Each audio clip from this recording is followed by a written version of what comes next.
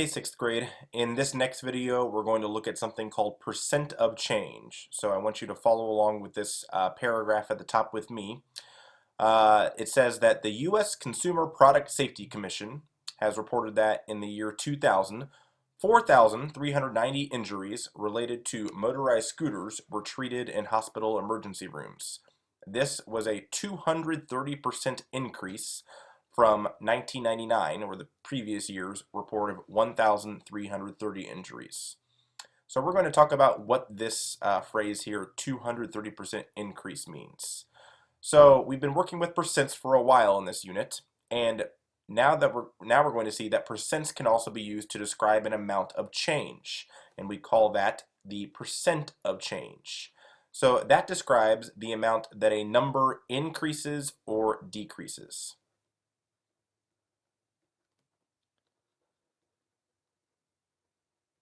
And so, kind of common sense here, if the amount goes up, we call that a percent of increase.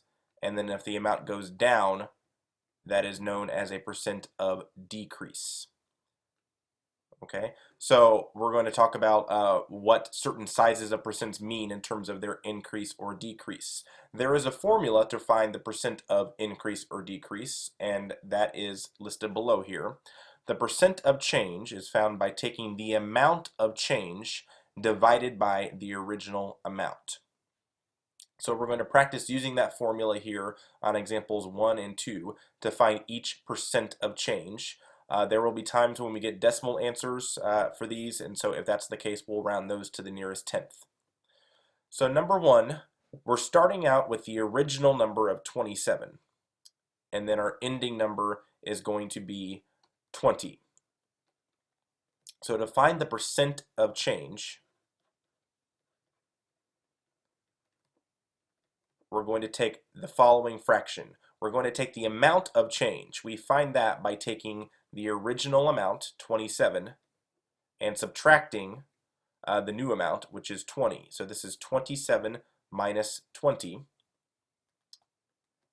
And then we divide in the denominator by the original amount again, and that is 27. So we have 27 minus 20 all divided by 27. 27 minus 20 is 7, so we have 7 divided by 27. So we have a fraction here, and now how do we convert fractions to percents? Well, the answer is we have to divide. However, since we're in a new semester here, you're going to be allowed to do that long division there, which normally would have taken you a little bit to do, on a basic calculator. Okay, because now that we've gone through a semester of dividing with decimals here, I think it's time that you can make this process a little bit quicker. So we're going to do the problem 7 divided by 27. So it looks like this. Okay, so remember, if you were doing this by long division, you would put a 0.0 here and then start dividing. But we're going to let our calculator do some of the calculations for us. So to do that on the calculator, you're starting with 7. So start with what's on the inside of the division house, and then hit divide by 27, and then you'll get this fun long decimal here. This decimal is 0.2592 approximately.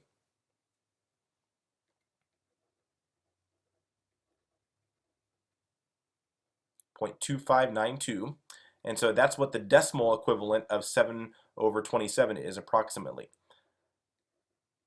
Now you might be asking yourself, I thought the directions said round your answer to the nearest tenth.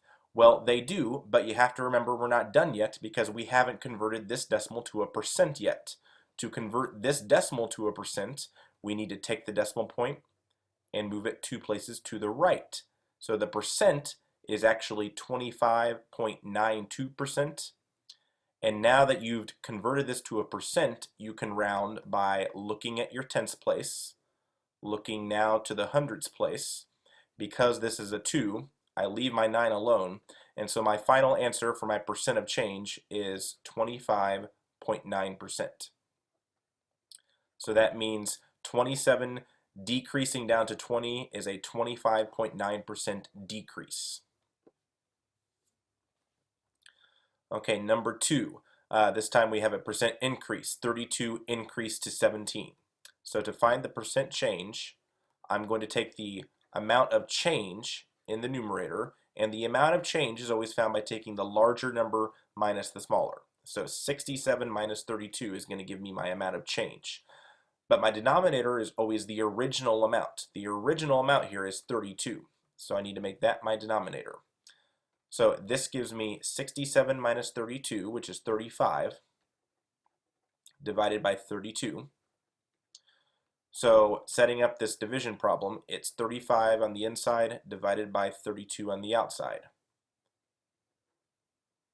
Again, we're going to make your life a little bit easier by letting you use the calculator to do this. So we start with what's on the inside, 35, divided by what's on the outside, 32.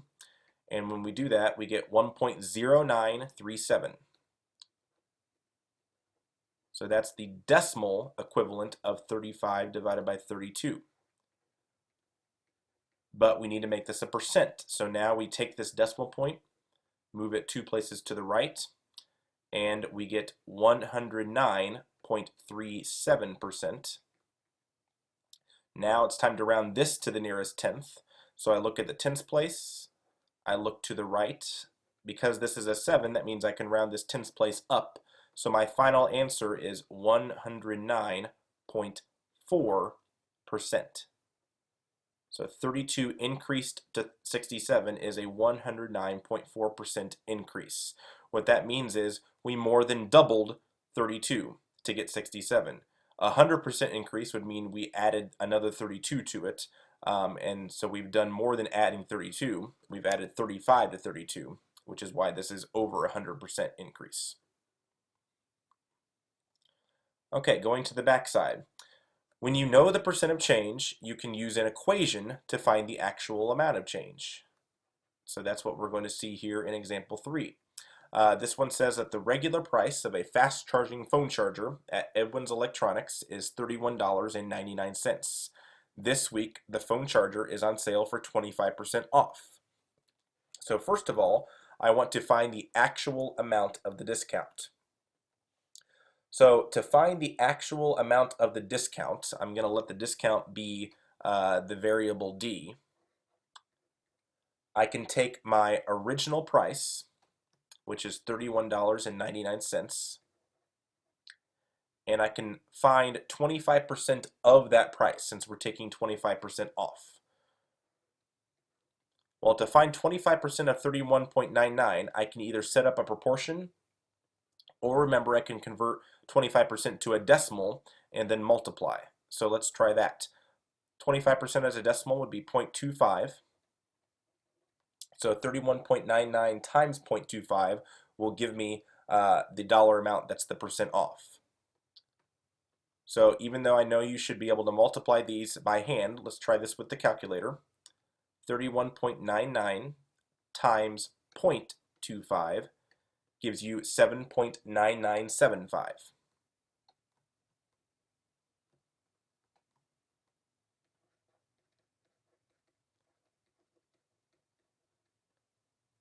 So what does this 7.9975 represent? Well, it represents money. So because it represents money, we need to round this to the nearest hundredths place, the nearest tenths, or the nearest penny. So we're going to look at the hundredths place, which is a 9.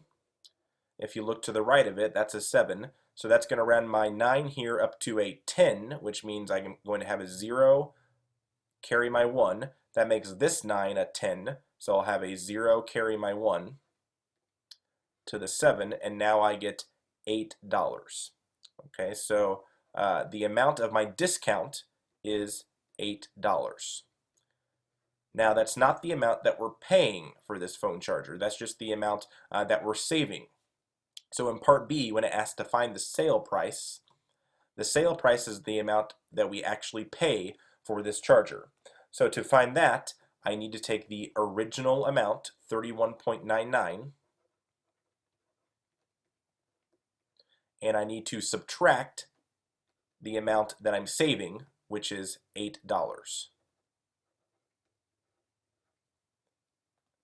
And 31.99 minus 8 is 23.99. So that means that the sale price for this charger is $23.99.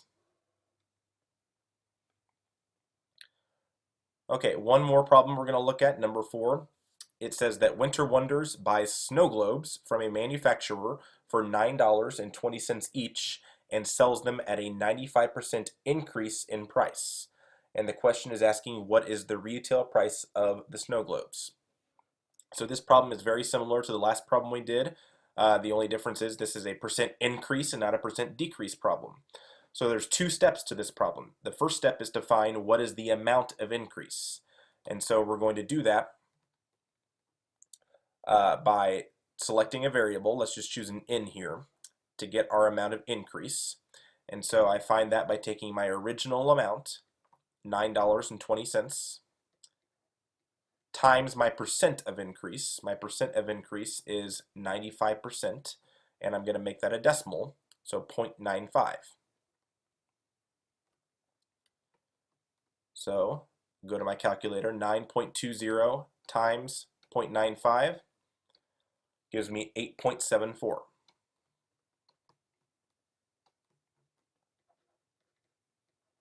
So $8.74 is the amount that I increased the price of these snow globes by. But that's not the price we're selling them for. Now we need to go to step 2. And we need to take the original amount, $9.20. And since we're increasing the price, we're going to add that $8.74. So $9.20 plus $8.74 gives us $17.94. So that means that this company, Winter Wonders, is selling these snow globes for $17.94. All right, if you had any questions in this video, make sure you have those written down so that you can ask those the next time you're in math class. Until then, have a nice day. You're all wonderful people. Take care.